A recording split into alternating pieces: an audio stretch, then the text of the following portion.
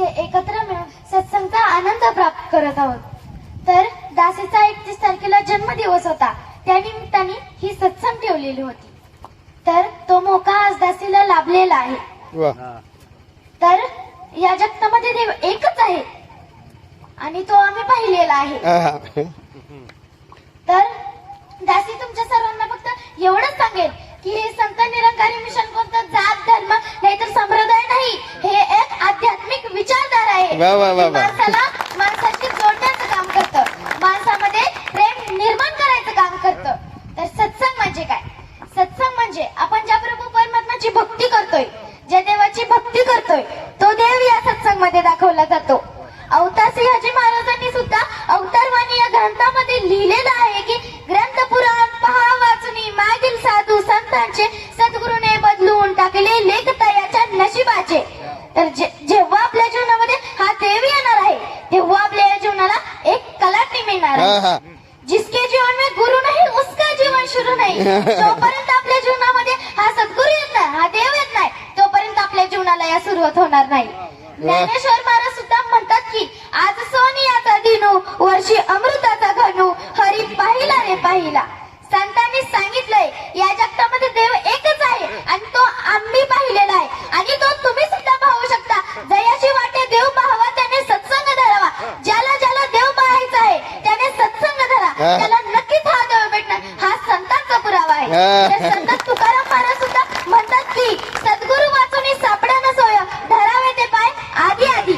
या सद्गुरूला आपल्या जीवनामध्ये अनन्य असं महत्व आहे। जसं की संत तुकाराम महाराजांनी चैतन्य महाराज सद्गुरू केले, प्रभू श्रीरामांनी वशिष्ठजींना सद्गुरू केले, नामदेव महाराजांनी विसोबा खेचऱ्यांना सद्गुरू केले, ज्ञानेश्वरांनी निवृत्तीनाथांना सद्गुरू केले।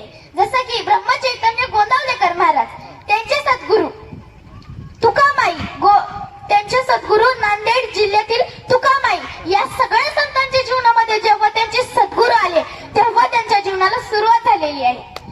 साईबाबा सुद्धा म्हणतात की सबका मालिक एक, पण हे संत निरंकारी मिशन म्हणतंय की सबसे पहिले तो उसको देख। आपण ज्या देवाला पाहिलं नाही आपण त्या देवाची भक्ती करतोय, तर सर्वात पहिल्यांदा आपल्याला त्या देवाला पाहायचंय आणि मग नंतर त्या देवाची भक्ती करायची। आपण जर एका मुलाचा फोटो दिला आणि तिला म्हणालो या मुलाबरोबर तुझा संसार सुरू कर, तर ती मुलगी त्या मुलाबरोबर तिचा संसार सुरू करू शकत नाही। कारण जोपर्यंत प्रत्यक्षात तिच्या जीवनामध्ये जोपर्यंत तिचा पती येत नाही तोपर्यंत तिच्या जीवनाला सुरुवात होणार नाही। आपल्या जीवनाचं सुद्धा तसंच आहे। आपल्या जीवनामध्ये जोपर्यंत प्रत्यक्षात हा देव येत नाही तोपर्यंत आपल्या या जीवनाला सुरुवात होणार नाही। तर श्रीकृष्ण पण सांगतात की गीता या ग्रंथामध्ये श्रीकृष्ण सांगतात की हा देव अखंड आहे, असीम आहे, याला शस्त्र कापू शकत नाही, अग्नी जाळू शकत नाही, पाणी भिजवू शकत नाही, ऊन सुकवू शकत नाही, वारा उडवू शकत नाही, असा असीम अखंड जगतामध्ये भरलेला आहे। तर ज्ञानेश्वर महाराज सुद्धा म्हणतात की सारे विश्वची माझं घर, पूर्ण विश्वामध्ये भरलेला आहे, कणाकणामध्ये भरलेला आहे हा देव। तर जसं की स्वामी विवेकानंद त्यांचे सद्गुरू रामकृष्ण परमहंस, स्वामी विवेकानंदाचे फक्त 3च प्रश्न होते, या जगतामध्ये देव आहे का, तुम्ही पाहिलाय का आणि मला दाखवताल का? हे 3 प्रश्न घेऊन स्वामी विवेकानंद खूप दिवसांपासून वंचित होते।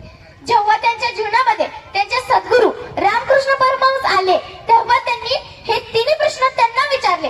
ते म्हणाले की या जगतामध्ये देव आहे का? ते म्हणाले हा आहे। ते म्हणाले की तुम्ही पाहिलाय का? ते म्हणाले हा मी पाहिलाय। आणि ते म्हणाले की तुम्ही मला दाखवताल का? त्यांचे सद्गुरू म्हणाले हा मी तुला नक्कीच दाखवेल। त्या क्षणी स्वामी विवेकानंदाला ब्रह्मज्ञानाची प्राप्ती झाली। तर दासी तुम्हा सर्वांना फक्त एवढंच सांगेल की हे 3 प्रश्न या सत्संगमध्ये येऊन या गुरुचरणी विचारा, या जगतामध्ये देव आहे का, तुम्ही पाहिलाय का, मला दाखवताल का? या 3 प्रश्नांची उत्तरं फक्त तुम्हाला इथेच सापडतील। तर